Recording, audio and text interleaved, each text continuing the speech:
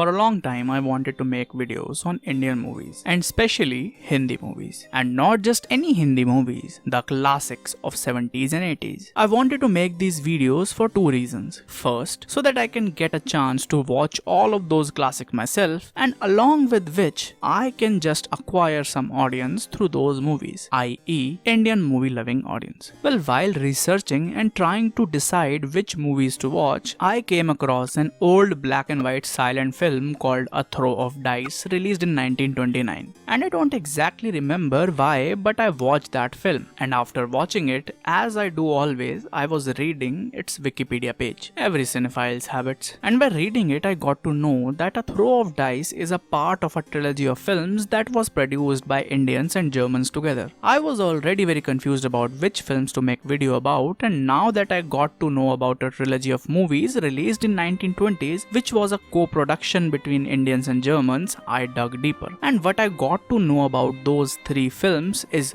really interesting. First of all, let me mention that this trilogy includes Prem Sannyas / Light of Asia, released in 1925, Shiraz, released in 1928, and A Throw of Dice / Prapanch Pash, released in 1929. I personally will obviously recommend you to watch these movies. All of them are available on YouTube, and that too with a good background music. But everybody knows not everyone is as well as me to watch these movies. So you can just watch this video till end and know about some amazing facts about Indian cinema. These movies themselves aren't that interesting, but the people involved in the production of these movies are way more interesting, and some of them are even pioneers of Indian cinema. So if you are also very nerdy for the facts about cinema, World War II, Nazis, so stick till the end. The first movie is Prem Sannyas / Light of Asia, which was released in 1925. The movie is based on the life of Buddha and shows the life events that compelled him to leave his palace and all its riches to become a saint and live on charity. The movie was adapted from a book called The Light of Asia, written by a British guy. The book was a huge success in its time, unlike the film, and popularized Buddhism in the West. The movie is the worst among all three for me, and maybe for the same reasons due to which the movie flopped in USA. Well, the Americans weren't so keen on the idea of paying to see a riches to rags story about a prince in India, and personally the way this story of Prince Gautam Buddha is shown just comes off as a dumb teenager's impulsive rampage, combined with a 13-14-year-old female lead romancing with the dumb teenager in a man's body is just creepy. As I told you, these films were made by Germans and Indians. The German director Franz Osten took care of the German technicians, and the Indian Himanshu Rai took care of the capital, locations and actors. Well, these two peoples are also somewhat interesting. Franz Osten was a Nazi and hence was stuffed in jail by the British officials until the Second World War ended. Himanshu Rai, on the other hand, was one of the founders of Bombay Talkies Studio, which was one of the best studios and a very well equipped studio in its time in India. We'll come to Himanshu Rai and Bombay Talkies in a bit. Now let's talk about the second film in the trilogy, that is Shiraz, A Romance of India, released in 1928. This movie, like the other two, is also directed by Franz Osten. Shiraz is my favorite movie among these three. This movie has a good story. It is a love story of Salima and Khurram, which are based on real life king and queen Shah Jahan and Mumtaz respectively. The story also has a character named Shiraz who steals the show, and this movie makes you feel sympathetic towards him. This movie is almost perfect, and the thing that stops it from being absolutely perfect is some plot points towards the end. Let me tell you that you should watch this movie on YouTube. It doesn't have a background music which you have to play on another tab, and I myself watched all these movies in 2 times speed, which in fact made it possible for me to watch any of these movies. Shiraz is the one among these three that is really worth watching and is a very good romantic tragedy movie. I know that watching a silent black and white movie seems like an unachievable task,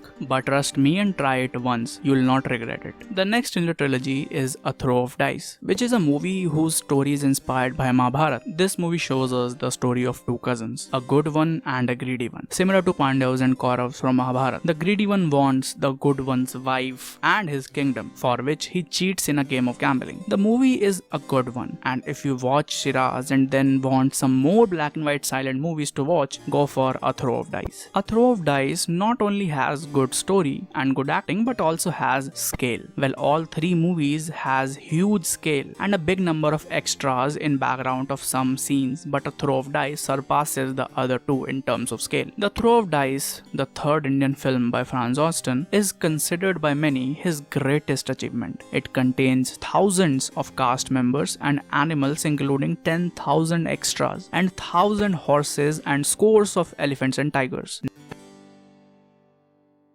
Now, let's talk about the kiss. The first ever kiss that happened in an Indian movie is considered to be the kiss between actress Devika Rani and actor Himanshu Rai, which was her then husband, in the movie called Karma, released in 1933. Now, that Himanshu Rai is the same Himanshu Rai that I've mentioned in the video previously. And Devika Rani was the one who helped Himanshu Rai in the production design of A Throw of Dice. And that kiss in the movie Karma by many is considered to be the first kiss ever happened in a Hindi movie, and it is true to some extent because it is the first kiss ever happened in a talkie that is a film with synchronized dialogues. That kiss also held the record for being the longest kiss in film till 2014, but actually 1929's A Throw of Dice too had a kiss between Sita Devi and Charu Roy, which by many is considered to be the true first kiss in an Indian film. But there is also a kiss in 1928's Shiraz between Charu Roy and Inakshi Ramarao, which nobody seems to talk or even know about. And Inakshi Ramarao may or may not be the first female to kiss in an Indian film. Charu Roy is certainly the first and the second man to kiss on screen in an Indian film. While we are on the subject of female actresses and Devika Rani, let me tell you something about her. She is related to the Nobel laureate Rabindranath Tagore from both her maternal and paternal side. She was a production designer on A Throw of Dice, and she fell in love with Himanshu Rai, and both of them got married before the film was even completed. She got her acting debut in the film Karma, released in 1933, which was hit in the West but disastrously flopped in India. And now hear me out carefully. During the shoot of a movie called Jeevan Naiya in 1936, Devika Rani eloped with her co-star Najmul Hasan. In between the shooting, which costed her husband and the studio a great deal of loss because the money for the shoot was taken on credit. And after her elopement, she had to come back to her husband and complete the shooting, because in that time in India, taking a divorce for a woman was almost impossible. She came back,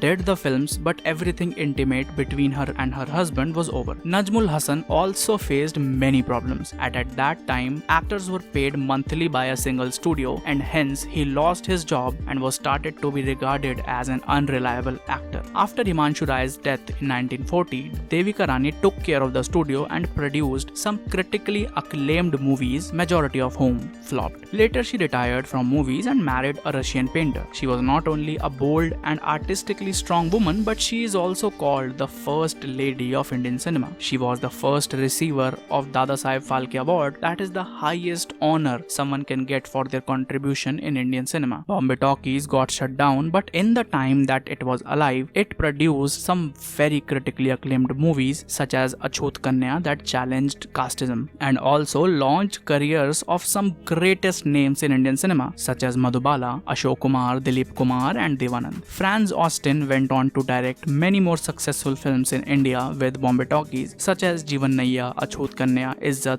Bhabhi, etc. And that was the video. This was everything that I learnt about these three films. This was everything that I learnt about the people behind these films that were involved in the production of the films. And I really got to know about a lot of things about Bombay Talkies, people involved in them, so many actors and producers that were working in that era. So this was the video. If you liked the video, like, comment, share and subscribe. We'll meet next week on Friday at 6:30 with another video with a new topic. And if you like this video, tell me in the comments. Thank you for watching.